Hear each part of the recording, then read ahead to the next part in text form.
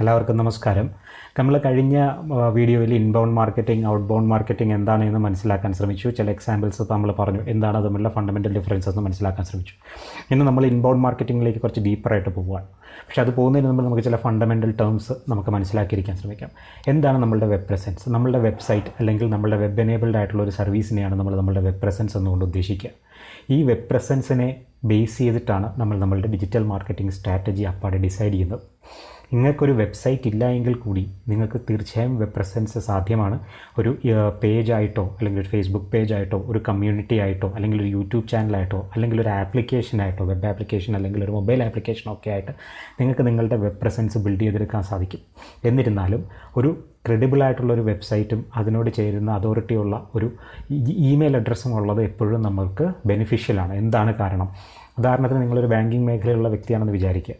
അപ്പോൾ നിങ്ങൾക്ക് manager@gmail.com എന്ന് പറഞ്ഞിട്ട് ഒരു ബ്രാഞ്ച് manager@gmail.com എന്ന് പറയുന്ന ഒരു അഡ്രസ്സിൽ നിന്ന് വരുന്ന ഇമെയിലും branch manager branch name @hdfcbank.com എന്ന് പറയുന്ന ഒരു അഡ്രസ്സിൽ നിന്ന് വരുന്ന ഇമെയിലും തമ്മിലുള്ള വ്യത്യാസം എന്തായിരിക്കും?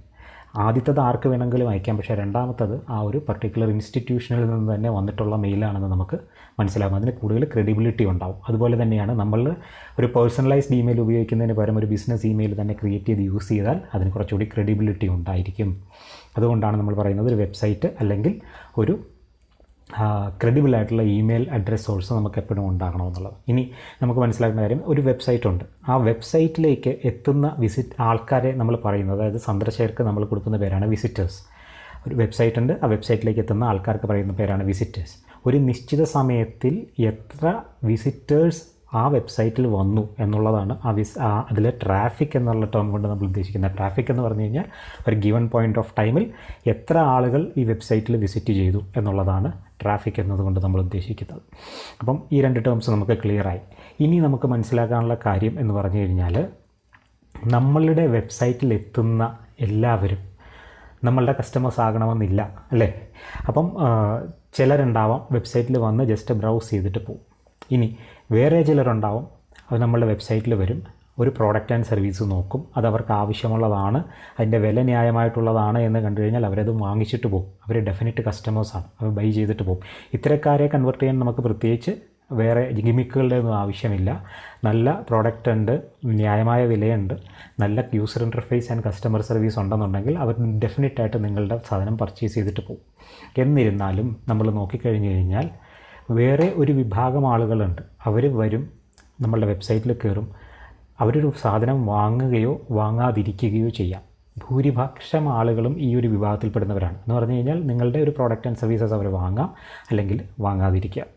അവരൊരു റിസർച്ച് മോഡിലാണ്, അവർ ബയ്യർ മോഡിലല്ല. അവർക്ക് ആവശ്യമുള്ളൊരു സർവീസിനെയോ അല്ലെങ്കിൽ അവർക്ക് ആവശ്യമുള്ള ഒരു പ്രോഡക്റ്റിനെ പറ്റിയോ മനസ്സിലാക്കാൻ വേണ്ടിയിട്ടാണ് അവർ നമ്മളുടെ സൈറ്റുകളിൽ വന്ന് ചേരുന്നത്. കമ്പാരിസൺ നടത്താൻ, ആമസോണിൽ എത്രയാണ്, നിങ്ങളുടെ സൈറ്റിൽ എത്രയാണ്, അല്ലെങ്കിൽ നിങ്ങളുടെ സൈറ്റിലുള്ള പ്രോഡക്റ്റിനും മറ്റുള്ള സൈറ്റിലുള്ള പ്രോഡക്റ്റുമായിട്ടുള്ള ബെറ്റർമെൻറ്റ് അല്ലെങ്കിൽ ക്വാളിറ്റി ഡിഫറൻസസ് എന്തൊക്കെയാണെന്നൊക്കെ മനസ്സിലാക്കാൻ വേണ്ടിയിട്ട് റിസർച്ച് മോഡിലായിരിക്കും വന്നിരിക്കുന്നത്.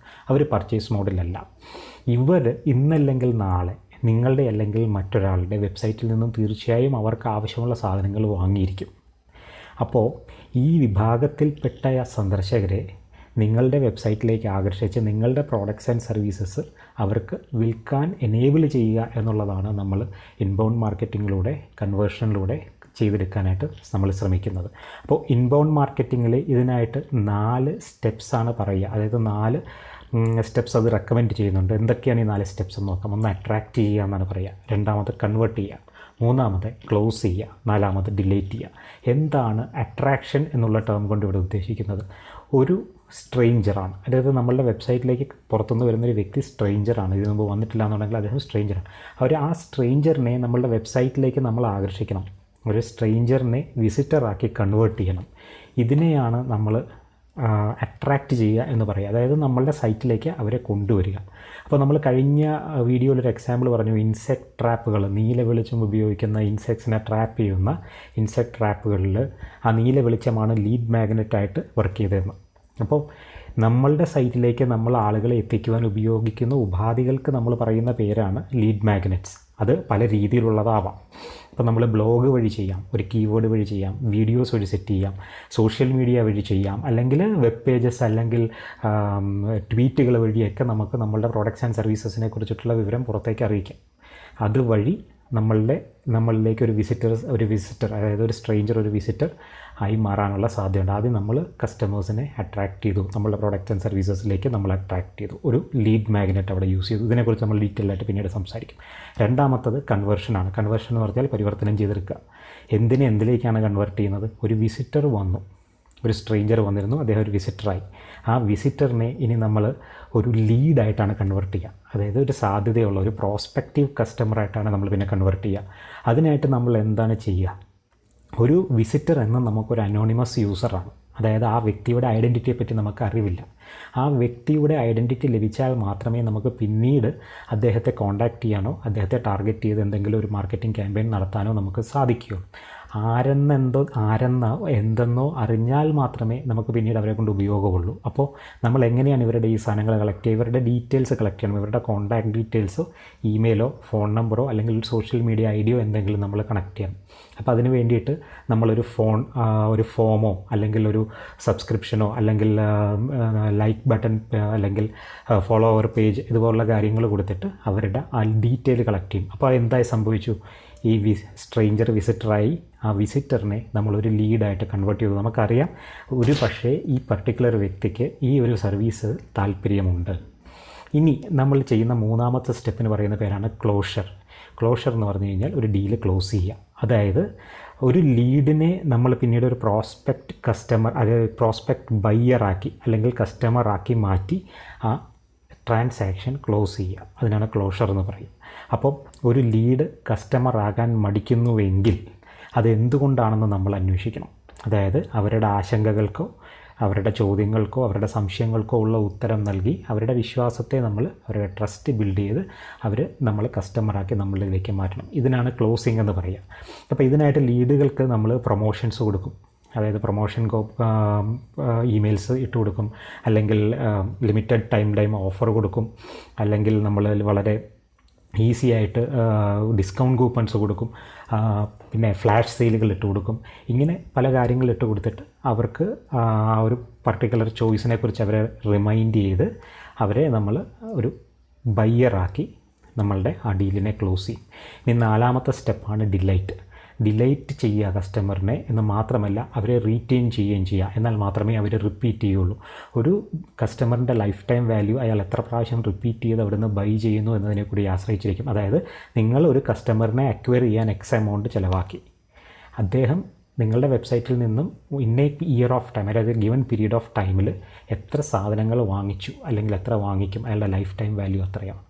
അപ്പോൾ ഈ കസ്റ്റമറിനെ സന്തോഷഭരിതനാക്കി അയാളെ ഡിലൈറ്റഡ് ആക്കി അവരെ നമ്മളിലേക്ക് തന്നെ റീറ്റെയിൻ ചെയ്ത് നിർത്തണം. അതായത് നമ്മൾ ഒരു സർവീസസ് നമ്മളുടെ യൂസ് ചെയ്തിട്ടുണ്ടെങ്കിൽ നമ്മൾ അവർക്ക് പേഴ്സണലൈസ്ഡ് ആയിട്ട് ഒരു താങ്ക് യു മെസ്സേജസ് അയക്കുക, അല്ലെങ്കിൽ അവർക്ക് പോസ്റ്റ് സെയിൽസ് സപ്പോർട്ട് വളരെ നല്ല രീതിയിൽ കൊടുക്കുക. നമ്മളുടെ ഓർഡേഴ്സ് ട്രാക്ക് ചെയ്യാനും അവർക്ക് പ്രോപ്പറായിട്ടുള്ള ഇൻഫർമേഷൻ കൊടുക്കാനും ഒക്കെ നമ്മളെ കൊണ്ട് സാധിക്കുക. നമ്മളുടെ പ്രോഡക്റ്റ്സ് ആൻഡ് സർവീസസ് അവരെ കൊണ്ട് റിവ്യൂ ചെയ്യിക്കുക. നല്ല വാല്യൂ ഉള്ള റിവ്യൂസ്, അത് പോസിറ്റീവ് ആകാം നെഗറ്റീവ് ആകാം, അങ്ങനെയുള്ള റിവ്യൂസ് വന്നാൽ തന്നെ അതിനെ അക്നോളജ് ചെയ്യുക, അതിനെ അവരെ താങ്ക് ചെയ്യുക, അവർക്ക് എന്തെങ്കിലും ഒരു ലോയൽറ്റി കൂപ്പൺ കൊടുക്കുക, ഡിസ്കൗണ്ട് കൂപ്പൺസ് കൊടുക്കുക. ഇങ്ങനെ നിരവധി കാര്യങ്ങൾ ചെയ്തിട്ട് നമുക്ക് നമ്മളുടെ കസ്റ്റമേഴ്സിനെ നമ്മളിലേക്ക് ഇതിനെ റീറ്റെയിൻ ചെയ്യാം. അതായത് നമുക്ക് എൻഡ് ഓഫ് മന്ത് സെയിലെന്നോ അങ്ങനെ കാര്യങ്ങളൊക്കെ പറഞ്ഞിട്ട് നമ്മൾ അവരെ കോൺസ്റ്റൻറ്റ് ഇൻ ടച്ചിൽ നിർത്തിയിട്ട് നമുക്ക് അവരെ റീറ്റെയിൻ ചെയ്യാം. പക്ഷേ ഇവരെ റീറ്റെയിൻ ചെയ്യാനും ഡിലൈറ്റ് ചെയ്യാനുമായിട്ട് നമ്മൾ വേറൊരു 3 സ്റ്റെപ്സാണ് യൂസ് ചെയ്യുക. അതിലൊന്നാമത്തതാണ് ഇന്നോവേഷൻ എന്ന് പറഞ്ഞു കഴിഞ്ഞാൽ കസ്റ്റമർ ഫീഡ്ബാക്കിൽ നിന്നും അവർക്ക് വേണ്ടതെന്താണ് വേണ്ടാത്തത് എന്താണ് എന്ന് മനസ്സിലാക്കി നമ്മളുടെ പ്രോഡക്റ്റ്സ് ആൻഡ് സർവീസസിനെ അവർക്ക് ടൈലർ മെയ്ഡാക്കി അവർക്ക് താല്പര്യമുള്ള രീതിയിലേക്ക് മാറ്റി അവരുടെ അഭിരുചിക്കൊത്ത് നല്ല രീതിയിൽ പ്രസൻറ്റ് ചെയ്ത് കൊടുക്കുക എന്നുള്ളതാണ് ഇന്നോവേറ്റ് ചെയ്യുക എന്നുള്ളതുകൊണ്ട് ഇവിടെ ഉദ്ദേശിക്കുന്നത്. രണ്ടാമത്തത് കമ്മ്യൂണിക്കേഷനാണ്. എപ്പോഴും ഇൻബൗണ്ട് മാർക്കറ്റിംഗ് എന്ന് പറയുന്നത് ഹൈലി കമ്മ്യൂണിക്കേഷൻ ബേസ്ഡ് ആണ്. അതുകൊണ്ട് തന്നെ കമ്മ്യൂണിക്കേഷൻ ഇവിടെ വളരെ പ്രാധാന്യമുണ്ട്. കമ്മ്യൂണിക്കേറ്റ് ചെയ്യുക എന്ന് പറഞ്ഞു കഴിഞ്ഞാൽ കസ്റ്റമറുമായിട്ട് ഇൻ ടച്ചിലിരിക്കുക. അതായത് അവർക്ക് ഒരു സോഷ്യൽ മീഡിയ റിവ്യൂ പേജ് അവരെ കൊണ്ട് ചെയ്യിക്കുക, അവർക്ക് ട്വീറ്റ്സ് അല്ലെങ്കിൽ പിന്നെ നിങ്ങളുടെ പ്രോഡക്റ്റ് പേജിൽ തന്നെ ഫീഡ്ബാക്കിനുള്ള ഓപ്ഷൻ, അങ്ങനെ കാര്യങ്ങൾ കൊടുത്തിട്ട് കസ്റ്റമറുമായി കമ്മ്യൂണിക്കേഷൻസ് നിരന്തരം ഓപ്പണാക്കി വയ്ക്കുക. അവരുടെ ചോദ്യങ്ങൾക്കും ആശങ്കകൾക്കും എപ്പോഴും ഉത്തരം കൊടുക്കുക. എന്തെങ്കിലും പോരായ്മകൾ ചൂണ്ടിക്കാണിക്കുകയാണെങ്കിൽ ആത്മാർത്ഥമായി അത് പരിഹരിച്ച് അവർക്ക് വാല്യുബിളായിട്ട് ഒരു വാല്യൂ ആഡഡ് സർവീസായിട്ട് കൊടുക്കാൻ എപ്പോഴും ശ്രമിക്കുക. അതായത് പോസ്റ്റ് സെയിൽസ് ആൻഡ് സപ്പോർട്ട് നല്ലതാണ്. നിങ്ങളുടെ സൈറ്റിൽ നിന്ന് വാങ്ങിയാൽ അതിന് ഒരു റെസ്പോൺസിബിലിറ്റി അല്ലെങ്കിൽ ഒരു ഉത്തരവാദിത്തമുള്ള ഒരു മാനേജ്മെൻറ്റ് ബാക്ക് ചെയ്യുന്നു എന്ന് കണ്ടു കഴിഞ്ഞാൽ തന്നെ കസ്റ്റമേഴ്സിന് ആശങ്ക കുറയും. നിങ്ങളുടെ സൈറ്റിൻ്റെ ട്രസ്റ്റ് ഫാക്ടർ അപ്പോൾ കൂടും. പിന്നെ മൂന്നാമത് ചെയ്യേണ്ട കാര്യം എഡ്യൂക്കേറ്റ് ചെയ്യുക എന്നുള്ളതാണ്. നിങ്ങളുടെ പ്രോഡക്റ്റ് ആൻഡ് സർവീസസ് എങ്ങനെ ഉപയോഗിക്കണം എന്നുള്ളതിനെപ്പറ്റി വളരെ കൃത്യമായ രീതിയിൽ കസ്റ്റമറിനെ എഡ്യൂക്കേറ്റ് ചെയ്യുക. അവർക്ക് യൂസർ മാനുവൽ കൊടുക്കുക, അല്ലെങ്കിൽ ചെറിയ വീഡിയോസ് ഇട്ട് കൊടുക്കുക, അല്ലെങ്കിൽ അവരെ വിളിച്ചിട്ട് ഇങ്ങനെയാണത് യൂസ് ചെയ്യേണ്ടത്, സംശയങ്ങൾ എന്തെങ്കിലും ഉണ്ടോ എന്ന് ചോദിക്കുക. അങ്ങനെ യൂസർ മെത്തേഡ്സ് അല്ലെങ്കിൽ യൂസിങ് മെത്തേഡ്സ് എന്താണെന്ന് അവർക്ക് കൃത്യമായിട്ട് പറഞ്ഞു കൊടുത്ത് ആ പ്രോഡക്റ്റിനെ പറ്റി നല്ലൊരു ട്രെയിനിങ് അല്ലെങ്കിൽ അവഗാഹം അവർക്ക് ഉണ്ടാക്കി കൊടുത്തു കഴിഞ്ഞാൽ തന്നെ കംപ്ലയിൻറ്റ്സ് പകുതിയായിട്ട് കുറയും. നല്ല രീതിയിൽ അവർക്ക് പ്രോഡക്റ്റ് യൂസ് ചെയ്യാൻ സാധിക്കും. അതിൻ്റെ ബെനിഫിറ്റ്സ് അവർക്ക് റീപ്പ് ചെയ്യാൻ സാധിക്കും, അവർക്ക് ഉപയോഗിക്കാൻ സാധിക്കും. അപ്പോൾ അതുകൊണ്ട് തന്നെ നിങ്ങളുടെ പോസിറ്റീവ് റിവ്യൂസ് കൂടും, അത് നിങ്ങളുടെ കസ്റ്റമർ സാറ്റിസ്ഫാക്ഷൻ കൂട്ടും, റെക്കമെൻഡേഷൻസും കൂട്ടാൻ സാധിക്കും. അപ്പോൾ ഇതൊക്കെയാണ് ബേസിക്കായിട്ട് ഒരു ഇൻബൗണ്ട് മാർക്കറ്റിങ്ങിൽ നമ്മൾ യൂസ് ചെയ്യുന്ന സ്ട്രാറ്റജീസ്. നാളെ ഇതിൻ്റെ ബാക്കി എങ്ങനെയാണ് ഇവ ഇൻ്റഗ്രേറ്റ് ചെയ്യേണ്ടത്, എങ്ങനെയാണ് ഈ പറഞ്ഞ ഓരോ സ്റ്റെപ്പുകളും ഫങ്ഷൻ ചെയ്യുന്നത് എന്നതിനെക്കുറിച്ചിട്ട് ചെറിയൊരു വീഡിയോ ഇടാം. നിങ്ങൾക്ക് ഉപയോഗപ്പെട്ടു എന്ന് ഞാൻ കരുതുന്നു. എന്തെങ്കിലും സംശയങ്ങളുണ്ടെങ്കിലോ നിങ്ങളുടെ കമൻറ്റുകളുണ്ടെങ്കിലോ നിങ്ങൾ എന്നെ അറിയിക്കുക. നന്ദി, നമസ്കാരം. എല്ലാവർക്കും നല്ലത് വരട്ടെ എന്ന് ആശംസിക്കുന്നു. അടുത്ത വീഡിയോയിൽ വീണ്ടും കാണാം.